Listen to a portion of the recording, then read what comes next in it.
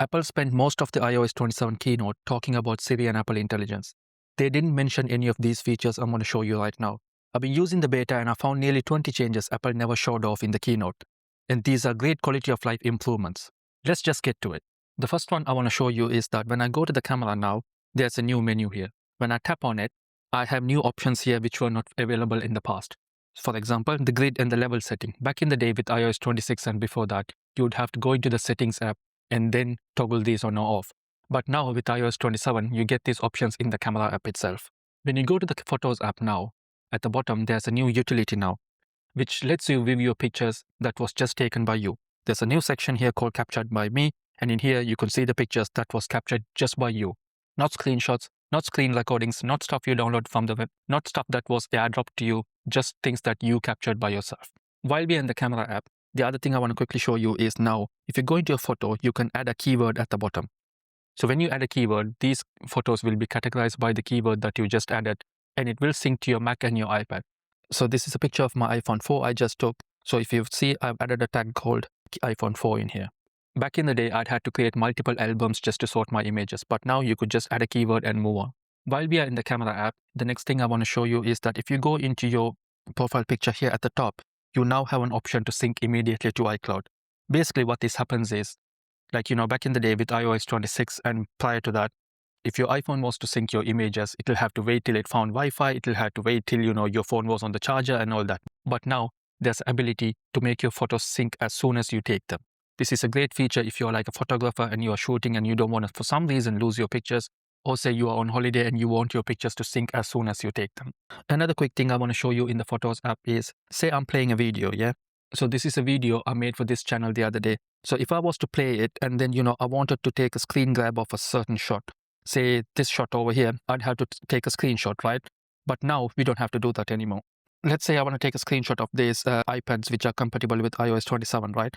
So instead of taking a screenshot, I can just go into the menu over here. In here, there's an option where it will let you save video frame as photo. So if I tap on that, now that image is saved. So if I go back to my images, there you go. This is the frame that we just saved from our video. The other thing I want to show you is that this big nice clock that you get with iOS 26 and stuff, if for any reason you didn't like them and you wanted them to be really small, now there's an option. All you have to do is, go into the wallpaper customize menu like you would used to do. And in here, when you click on the clock itself, you have a new toggle over here, which will let you make your clock really small if you want to. So if I tap on that, it went all the way up in here, displaying your wallpaper. If you're someone, that likes to show off your photo or your wallpaper on your lock screen, this is really handy. There you go, big and small. Let me keep it at small, click done. That's how my lock screen looks now. By the way, if you want any of these wallpapers, they're all free to download and they're in the description below. The other thing I want to show you is, if I'm playing something, let's say a podcast, for example, let's say I'm playing this, and then on the lock screen, you would see this, right? Or you would see your wallpaper. But this thing at the bottom, the now playing widget or the notification, you can now swipe it away and then, get rid of it if you want to. The audio is still playing, by the way. If I increase the volume, you can hear it. I had to think that was too. How do you stop playing it now? Because, it's gone from the lock screen. You have to go back to the app or the notification center and then pause it. The next thing I want to show you is that on the home screen, now you have an option of an extra large widget.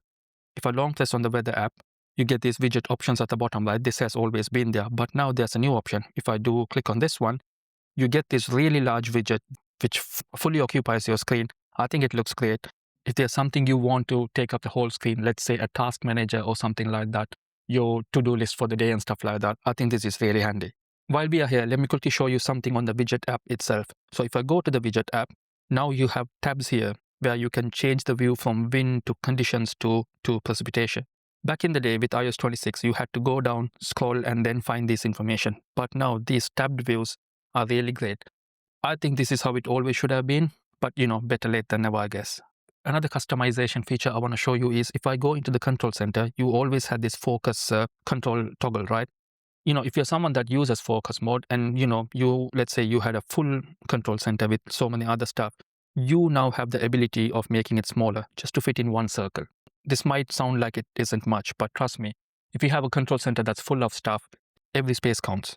Let me put it back to how it was.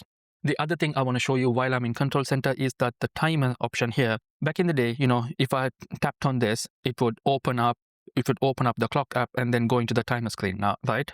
But now if I tap on the timer icon on the control center, it brings it up on the dynamic island, which I think is really nicely done. This is one of my favorite new features.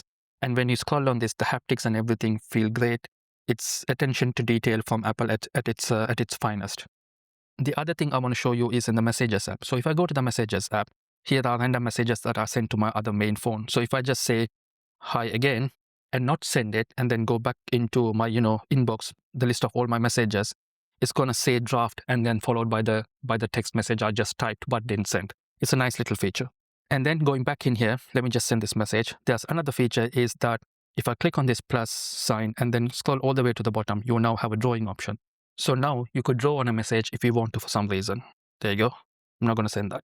The other thing I want to show you is that again on the messages, on the text field here, you have this icon here where, if you tap on it, it does a voice recording, right? You now have the option of changing it. So if I go into settings, I'm going to search for messages. And in here, there is a new show in text field option. So if I tap on that, you have three options. Record audio, which was the default option, start dictation, and then none. Start dictation, I don't know why anybody would want to do it because you have a dictation button right here. But if you, for any reason, want to turn it off, there you go, it's turned off now. I think I'm going to keep it turned off because I've accidentally sent people voice notes when I didn't mean to. The other thing I want to quickly show you is in Safari. So if I go to Safari, let the web page load. So Safari has three different tab views, right? So you might not know this. So in here, this is how it looks. You have the web page, and then at the bottom, you have the URL text input, the back button, and the tab selector. So if you're on the compact view, which I don't use, by the way, I only changed it for this video, but this is how it is. So if I go into Safari, the settings, then scroll all the way to the bottom, you have three different options.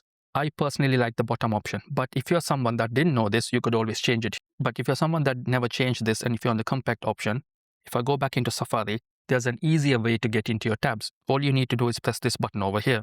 With iOS 26, this used to take multiple tabs. It took like 2 tabs to get into the tabs view, but now there's only one. And I think it's a simple quality of life improvement that can help a lot of people. Next thing I want to show you is, let me just copy something. It's easier to copy and then show it to you. Copy it. And then if I go into a new note, for some reason, it doesn't work on an existing note. If I go into a new note, the keyboard itself will suggest you to paste what you just copied. Again, this happens only on a new note, not on an existing note. I think that might be a bug. I do not know. So back in the day, you would come here, you would double tap, get this contextual menu, and then click paste. But you don't have to do any of that right now. Just click here. There you go.